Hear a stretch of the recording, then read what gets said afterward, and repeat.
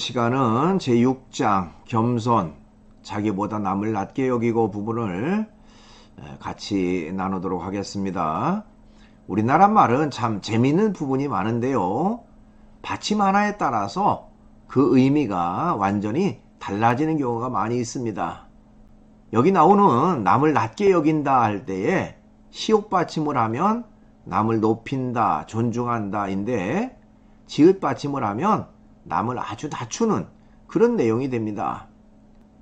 오늘 내용에서는 남을 높인다, 존중한다는 의미의 시옷 받침 낮게 여기고 부분입니다. 오늘 수업의 주된 내용은 겸손에 관한 것입니다. 그래서 앞부분에서는 겸손의 삶을 살았던 사람 중에 테레사 수녀의 겸손에 대한 내용이 나오고요. 또 겸손의 사전적 의미는 무엇인가 하는 내용, 그리고 겸손이 주는 유익 4가지는 무엇인가 하는 내용 나옵니다. 그리고 마지막 부분에서는 우리가 이 겸손이라고 하는 것을 생활 속에서 어떻게 실천하며 살 수 있겠는가 하는 구체적인 방법을 제시하고 있습니다. 그러면 PPT를 보면서 수업을 계속 이어가도록 하겠습니다. 오늘은 제6장 겸손, 자기보다 남을 낮게 여기고 부분을 같이 나누도록 하겠습니다. 우선 이제 서론 부분을 좀 살펴볼 필요가 있는데요. 여러분 교재로 112쪽과 113쪽에 보면 거기 세 사람의 겸손에 대한 이야기가 나옵니다. 여러분들이 잘 아는 그 테레사 수녀의 겸손, 그 다음에 그 프랑스 대통령이었던 그 포항가리 대통령의 겸손에 대한 내용이 나오고요. 그 다음에 마지막으로는 이제 그랜트라고 하는 그 미국의 18대 대통령의 그 겸손에 대한 이야기가 나옵니다. 자, 이 시간에 이제 그 테레사 수녀의 겸손에 대한 내용을 좀 살펴볼 필요가 있어요. 여러분 교재로 112쪽에 나오고요. 테레사 수녀, 뭐 누구나 다 잘 알고 있는 그런 인물입니다만은 다시 한번 잠깐 살펴보면요. 테레사 수녀가 그 한 일은요, 어느 누구도 돌보기를 원치 않는 버려진 아픈 사람들과 죽어가는 사람들을 돌보는 일이었다 하는 것이죠. 자, 22세에 이 사역을 시작하여 수십 년 동안 수많은 상을 받았고 1979년에는 노벨 평화상까지 수상했지만 결코 자신을 드러내지 않았고 자신의 업적을 결코 자랑하지 않았다고 합니다. 그러니까 우리가 가장 겸손한 인물로 이 테레사 수녀를 들기도 합니다. 자, 이제 첫 번째 그 겸손이란 어떤 마음의 태도인가 하는 부분을 좀 살펴볼 필요가 있는데요. 우선 겸손에 대한 그 정의를 좀 알 필요가 있습니다. 사전에서 겸손이라고 하는 것을 치면요, 남을 존중하고 자기를 내세우지 않는 태도, 이렇게 정의를 했습니다. 여기서 겸손을 두 가지 측면으로 살펴볼 필요가 있어요. 즉 겸손이라고 하는 것은 남을 높이고 존중하는 태도입니다. 이것은 대외적인 것이죠. 그러니까 내가 다른 사람에 대해서 어떤 태도를 갖느냐, 즉 다른 사람을 높이고 존중하는 그런 태도를 갖는다. 자, 다른 사람이 높아지면 상대적으로 나는 낮아지는 것이죠. 그런 의미에서의 겸손 뿐만 아니라 대내적으로는 자신을 드러내지 않는 태도, 즉 자신의 그 교만함과 자신의 어떤 그 영광을 드러내지 않고 늘 낮아지는 그런 태도를 갖는 것을 우리가 겸손이라고 말할 수가 있습니다.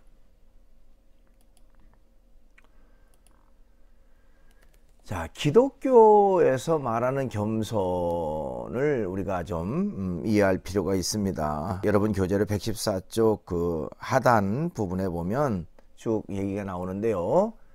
간략하게 정리를 하면 기독교에서 말하는 겸손에 대한 이해는요, 예수 그리스도에게서 찾을 수가 있어요. 즉 예수 그리스도의 성육신에서 찾을 수가 있다, 이렇게 말할 수가 있습니다.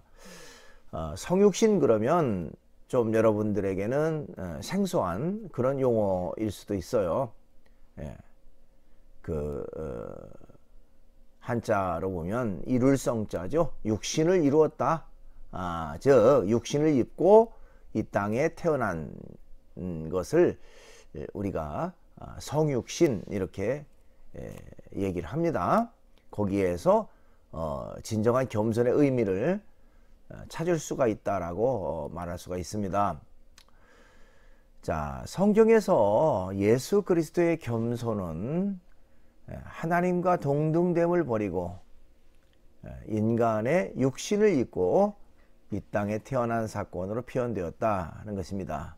즉 예수 그리스도는 본래 하나님 자신이고 하나님과 동등한 분이지만 그것을 버리고 인간의 육신을 입고 이 땅에 태어났다. 그것이 어떻게 보면 지극히 겸손한 하나의 행위였다, 이렇게 말할 수가 있습니다. 거기에서 이제 겸손이란 어떤 것인가 라고 하는 것을 우리가 발견할 수 있다는 것이죠. 성경의 빌립보서 2장 5절로 8절까지 보면 너희 안에 이 마음을 품으라.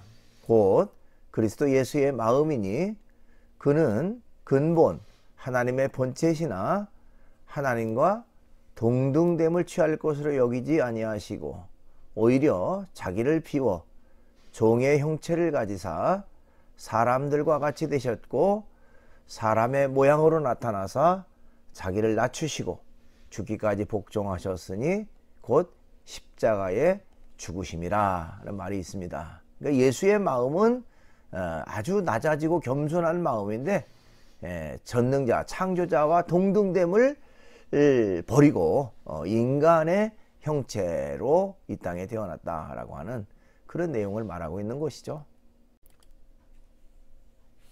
존 딕슨이라고 하는 사람이 있는데요. 이 사람은 겸손을 리더십의 관점에서 다룬 후밀리타스의 저자이기도 한데요.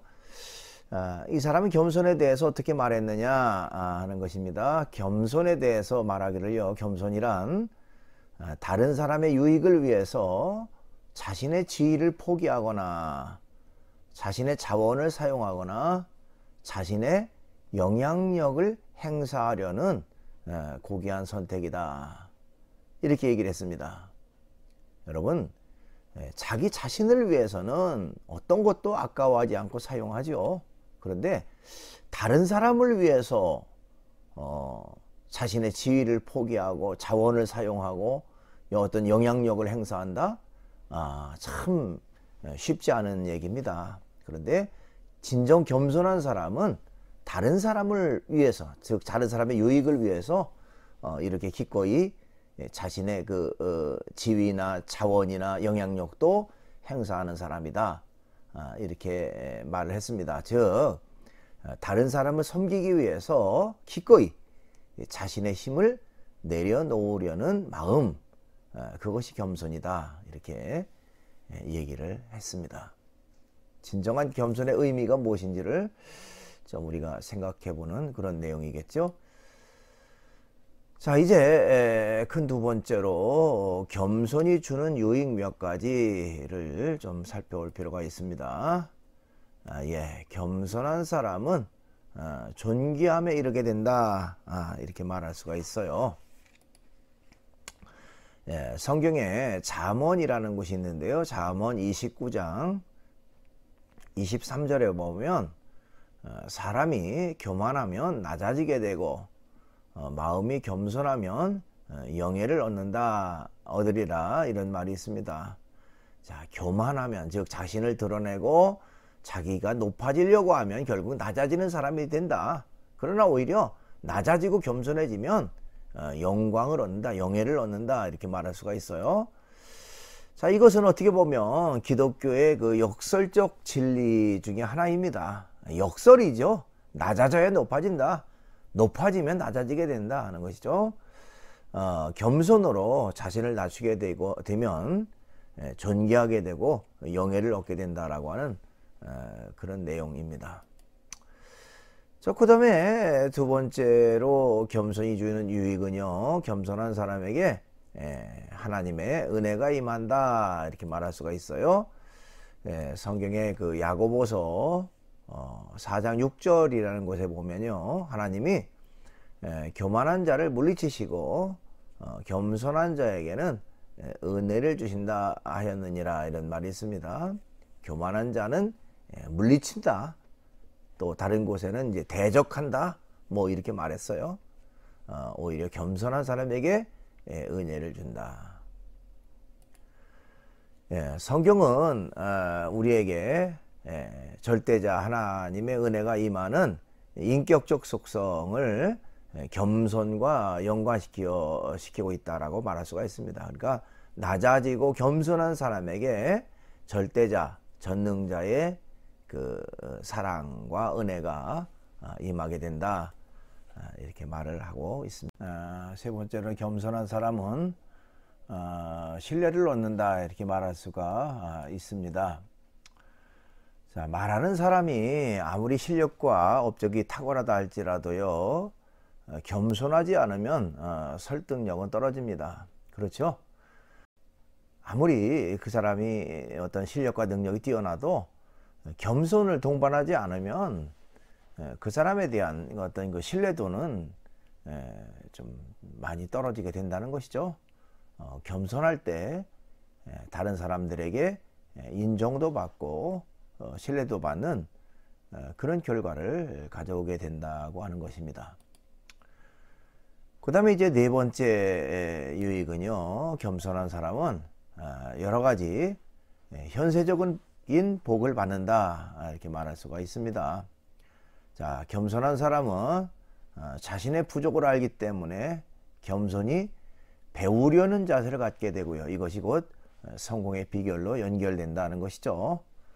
교만한 사람은 다른 사람의 것을 배우려고 하지 않죠. 자만심에 빠져서 자기 자신만 드러내려고 하는 그런 잘못된 생각 속에 빠져 있지만, 겸손한 사람은 자신의 부족을 알기 때문에 다른 사람의 것을 배우고 또 인정하고 받아들이는 그런 어떤 태도를 갖는 것, 그것이 결국 성공으로 연결된다. 마태복음 5장 5절이라는 곳에 보면요, 온유한 자는 복이 있나니 그들이 땅을 기업으로 받을 것이며 하는 말이 있습니다. 그러면 이제 큰 세 번째로 어떻게 겸손을 실천할 것인가 하는 것입니다. 우리가 잘 알고 있지만은 아무리 머리에 지식을 갖고 있다고 할지라도 또 어떤 사실에 대해서 알고 있다 할지라도 그것을 실천하지 않으면 아무런 의미가 없지요. 그런 면에서 겸손이라고 하는 것을 어떻게 우리가 실천할 것인가 하는 것을 좀 살펴볼 필요가 있습니다. 우선은 겸손을 사랑하라 하는 것입니다. 누구든지 무엇인가를 사랑하게 되면 그 모습을 본받게 되어 있어요. 늘 겸손을 사모하면 생활 속에서 겸손을 실천하게 됩니다. 여러분, 취미생활도 마찬가지죠. 우리가 어떤 것에 관심을 갖고 있으면요, 모든 것들이 그것과 연관되게 생각을 하고 또 생활 속에서도 그 내가 관심 있는 분야가 어른거리죠. 마찬가지로 겸손을 사랑하게 되면 생활 속에서 말이나 행동 모든 곳에서 겸손한 그런 삶으로 연결된다라고 말할 수가 있습니다. 그 다음에 겸손한 사람을 본받으라 하는 것입니다. 예, 성경의 인물 중 겸손한 사람을 본받을 수도 있죠. 예수 그리스도의 겸손이나 모세나 바울 뭐 이런 인물들의 겸손의 모습을 우리가 본받을 수가 있죠. 사실 어떤 의미에서 사람은 그 일상생활 속에서 모방이라고 하는 것이 어떻게 보면 교육의 어떤 그 시작점, 출발점이라고도 말할 수가 있습니다. 그런 면에서 겸손했던 그 사람들의 삶을 본받는 거 굉장히 중요한 일이라고 말할 수가 있죠. 그 다음에 성경만이 아니라 역사적 인물 중에서도 겸손한 삶을 살았던 그런 인물들을 본받는 것, 또 소위 나의 멘토로 삼아서 그분들의 삶을 따라가는 그런 어떤 자세, 그것이 굉장히 중요하다라고 말할 수가 있습니다. 마하트마 간디라든지 넬슨 만델라라든지 또 아까 우리 앞부분에 다뤘던 마더 테레사라든지 이런 사람들의 그 겸손의 모습을 우리가 본받고 살아가면 겸손을 실천할 수가 있다, 이렇게 말할 수가 있습니다. 그 다음에 이제 겸손한 언어를 사용하라 하는 것입니다. 우리의 언어를 철저히 점검하여 교만한 언어들을 제거하고 항상 겸손한 언어를 사용하도록 힘쓰는 훈련이 필요하다. 사실 우리가 무의식 중에 하는 말들을 가만히 살펴보면요, 자신도 알지 못하는 사이에 이 교만한 그런 그 말투, 또 말의 내용이 이루어지는 경우가 있어요. 그런 면에서 여러분들이 그 가족들이라든지 좀 친구들에게 피드백을 좀 받을 필요가 있습니다. 특별히 그 가까운 친구 관계 속에서 내가 하는 말 중에 좀 잘못된 말투나 또 내용들이 있으면 한번 좀 얘기 좀 해달라, 이렇게 진지하게 친구들에게 얘기해서 좀 이렇게 교정을 받는 것도 굉장히 중요하다라고 말할 수가 있어요. 내가 인식하지 못하지만 무의식 중에 내뱉는 말 한마디나 그런 태도, 이것이 이제 그 잘못 비춰지는 경우가 참 많거든요. 그래서 일상 속에서 우리가 겸손한 언어를 사용하도록 노력하는 것도 겸손을 실천하는 그런 좋은 방법이라고 말할 수가 있습니다. 그 다음에 이제 겸손한 행동을 훈련하라 하는 것입니다. 예, 겸손한 모습은 행위로 드러나는데 특히 섬김이라는 모습으로 나타나게 된다는 것입니다. 그러니까 섬김이라고 하는 것은 결국에는 그 밑바탕에 겸손이 깔려 있는 것이죠. 그러니까 다른 사람을 돕고 섬기고 베푼다고 하는 것은 결국 겸손의 그 마음을 갖지 않으면 그런 행동으로 나타날 수가 없는 것이죠. 그런 면에서 늘 우리가 겸손한 행동을 하도록 훈련하는 것 굉장히 중요하다라고 말할 수가 있습니다. 예, 마태복음 20장 28절이라는 것에 보면요, 인자가 온 것은 섬김을 받으려 함이 아니라 도리어 섬기려 하고 자기 목숨을 많은 사람의 대속물로 주려 함이니라, 이렇게 말하고 있습니다. 그러니까 예수 그리스도 자신이 이 땅에 온 건 내가 높임받고 섬김받으려 온 게 아니다. 자신의 목숨을 오히려 다른 사람을 위해서 대속물로 주려 왔다. 즉 다른 사람을 위해서 내가 대신 죽기 위해서 왔다. 쉽게 말하면 그런 말이죠. 그러니까 어떻게 보면 가장 지극히 겸손한 그런 어떤 그 삶을 여기서 말하고 있습니다. 예, 마지막 부분에 겸손한 마음을 갖자, 이렇게 말할 수가 있습니다. 우리의 행동과 말도 결국 마음에서 나오는 것이죠. 마음의 산물입니다. 행동은 행동 자체, 즉 육신, 몸 자체가 스스로 움직이는 게 아니고 마음의 명령을 받아서 결국 그 몸이 움직이는 거죠. 그런 면에서 이 마음이라고 하는 것을 바르게 갖는 것이 중요한데, 마음이 겸손하면 행동과 말도 결국 겸손으로 연결된다는 것이죠. 반대로 마음이 겸손하지 않으면 우리의 행동과 말도 결국 형식적이 되고 거칠어가 되고 될 수밖에 없다는 것입니다. 예, 진짜 겸손한 사람은 마음 깊은 곳에 겸손한 마음을 지니고 있기 때문에 겸손이 자연스럽게 밖으로 흘러나오는 것이 된다는 것이죠. 그러니까 일시적으로 다른 사람을 속이기 위해서 뭐 겸손한 척 하는 뭐 한두 번은 속일 수 있겠지만, 진정으로 그 사람이 겸손을 갖추지 않으면 그의 행동이나 말에서 드러나게 돼 있어요. 그런 면에서 근본적으로 우리의 마음이 겸손해야 우리의 생활도 겸손해질 수 있다, 이렇게 말할 수가 있습니다. 예, 여러분 교재의 123쪽 거기 이렇게 박스 부분을 보면요, 슈바이처라고 하는 인물의 그 겸손에 대한 내용이 나옵니다.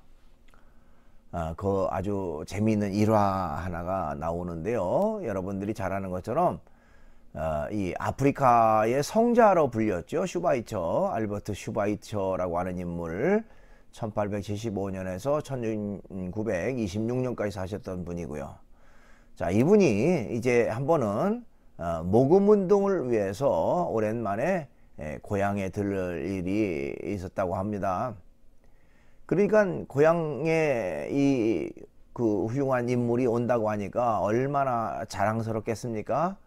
그러니까 막 그 현수막을 내걸고 엄청나게 많은 환영 인파가 이제 그 역으로 마중을 나왔습니다.